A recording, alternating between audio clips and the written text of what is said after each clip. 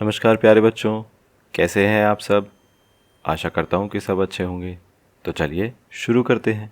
आज हम करेंगे वर्कशीट नंबर 153। ये हमारी हिंदी की कार्यपत्रिका होने वाली है 25 जनवरी 2021 की। इधर बच्चे अपने क्लास का सेक्शन लिखेंगे, इधर नाम लिखेंगे, इधर अपने टीचर का नाम लिखेंगे। चलिए इसको शुरू करते हैं। नमस्ते प्यारे बच्चों, आशा कि आप स्वस्थ होंगे। क्या आप जानते हैं कि कल कौन सा दिन है? जी हाँ, कल है देश का राष्ट्रीय त्यौहार गणतंत्र दिवस।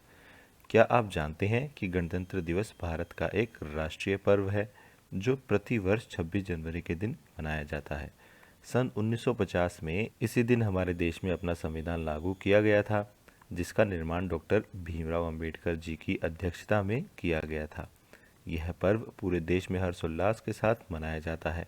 राजधानी दिल्ली में इंडिया गेट पर माननीय राष्ट्रपति के द्वारा ध्वजारोहण किया जाता है। सैन्य टुकड़ियों की परेड और भव्य झांकियां एक अलग ही समा बांध देती हैं। तो देखो ये बता रहा है कि 26 जनवरी को हम क्या बनाते हैं? गणतंत्र दिवस यानी रिपब्लिक डे। क्यों मनाते हैं? क्योंकि इसी दिन सन 1950 में हमारे देश ने अपना संविधान लागू किया गया था। संविधान क्या होता है? संविधान ये मान लीजिए एक रूल बुक है जिसमें सारे कानून वगैरह लिखे हुए हैं कि देश का कौन सा व्यक्ति क्या काम करेगा और उसकी क्या जिम्मेदारियां होंगी। ठीक है, तो 26 जनवरी के बारे में ये बताया हुआ था। बच्चों, आप सब भी कल अपने परिवार के सदस्यों के साथ टेलीविज़न पर गणतंत्र दिवस की परेड ज़रूर देखिएगा। चलिए, पुनरावृत्ति कार्यपत्रिका तो हम इसमें रिवीजन करने वाले हैं। बच्चों, आपने पाठ सुनीता की पहिया कुर्सी को पढ़ लिया होगा और साथ ही साथ पाठ पर आधारित सभी कार्यपत्रिकाओं को भी किया होगा। आइए आगे बढ़ने से पहले जांच लेते हैं कि इस पाठ के माध्यम से हमने क्या क्या सीखा। तो इसी पाठ के थ्रू हमारी ये रिवीजन होने वाली है। प्रश्न 1 में देखते हैं, नीचे कुछ पंक्तियों में कहानी का सार दिया गया है। सार मतलब एक समरी, सब कुछ छोटा करके बता दिया गया है पूरी कहानी को, परंतु हम कुछ शब्दों को लिखना भूल गए हैं। तो चलिए निम्नलिखित पंक्तियों को बोलकर पढ़िए और खाली स्थानों को भरने में हमारी मदद कीजिए। हमें क्या करना है? यहाँ पर कहानी का सार दिया हुआ है, एक समरी दी हुई है, लेकिन उसमें से कुछ शब्द उन्होंने हटा दिए हैं। हमें वो शब्द बताने हैं और यहाँ पर लिखने हैं। चलिए इसको शुरू करते हैं। सुनीता आज पहली बार डैश जाने वाली थी। तो कहाँ जाने वाली थी सुनीता? बाजार जाने वाली थी। तो यहाँ पर हम क्या लिखेंगे? बाजार। ठीक है, फिर देखते हैं, हालांकि सुनीता चलने फिरने के लिए डैश की मदद लेती थी। किसकी मदद लेती थी? पहिया कुर्सी की। तो इधर जगह थोड़ी सी कम है, मैं यहाँ पर लिख देता हूँ। ये देखिए, पहिया कुर्सी। फिर देखते हैं, सुनीता को डैश की जिंदगी देखने में बहुत मज़ा आता था। कौन सी जिंदगी देखने में? सड़क की जिंदगी देखने में। तो यहाँ पर हम क्या लिखेंगे? सड़क। रास्ते में सुनीता को डैश और डैश मिले।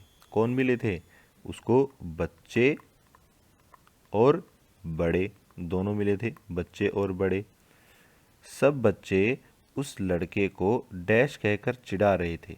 तो उस लड़के को क्या कहकर चिढ़ा रहे थे? उसको छोटू कह रहे थे। ठीक है, छोटू क्यों कह रहे थे? क्योंकि उसका कद बहुत डैश था, यानी छोटा था।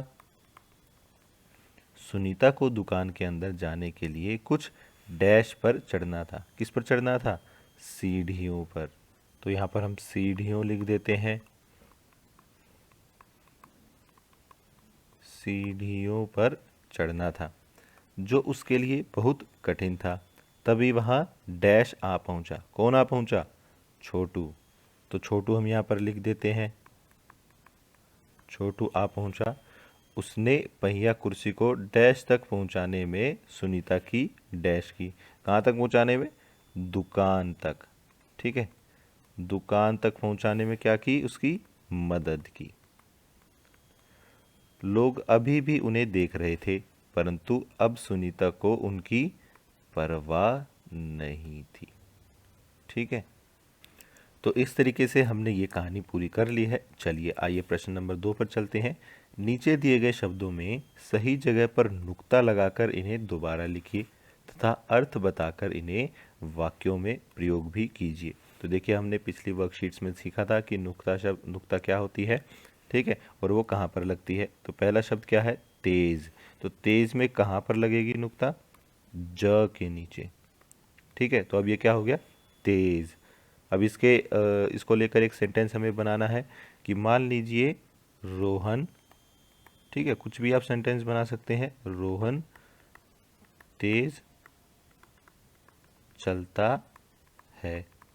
तो ये देखिए बहुत ही सिंपल तरीके से हमने सेंटेंस बना दिया है। दूसरा क्या है, फन। तो इसमें नुक्ता कहाँ लगेगा, फ के नीचे भी क्या बन जाएगा, फन हो जाएगा, फ की जगह फ हो जाएगा। तो इससे हम क्या सेंटेंस बना सकते हैं, जैसे आज हमने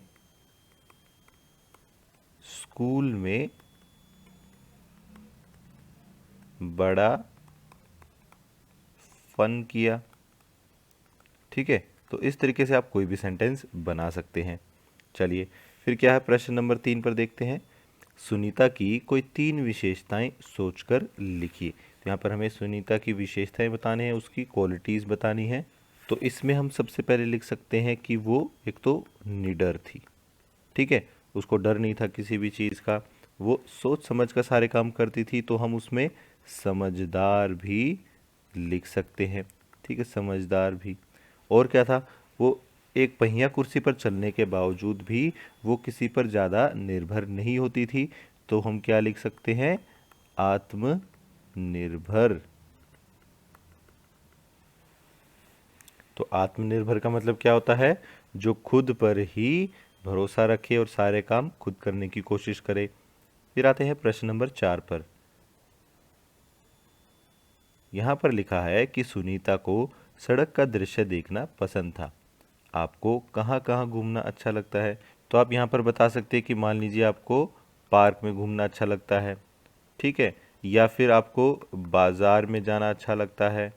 ठीक है, इसके अलावा आपको जहाँ पर भी जाना अच्छा लगता है, एक नाम और आप यहाँ पर लिख लीजिए।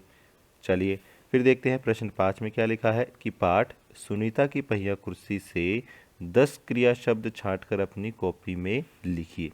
यानी आपको क्या करना है, इस पाठ में से 10 क्रिया शब्द निकालने हैं। क्रिया शब्द कौन से होते हैं, क्रिया शब्द वो होते हैं जिनसे किसी काम का पता चले कि ये काम हो रहा है। तो चलिए ऐसे हम 10 शब्द निकाल लेते हैं। तो ये देखिए, ये 10 क्रिया हमने पाठ में पढ़ी थी।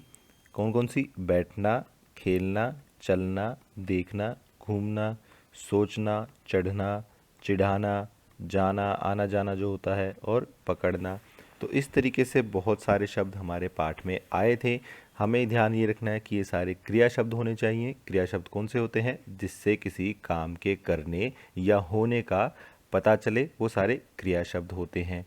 आज की क्लास यहीं ख़त्म होती है। अगर आपके कोई डाउट्स हैं तो आप नीचे कमेंट सेक्शन में पूछ सकते हैं। कल फिर मिलेंगे, कुछ नया सीखेंगे। तब तक के लिए थैंक यू एंड जय हिंद।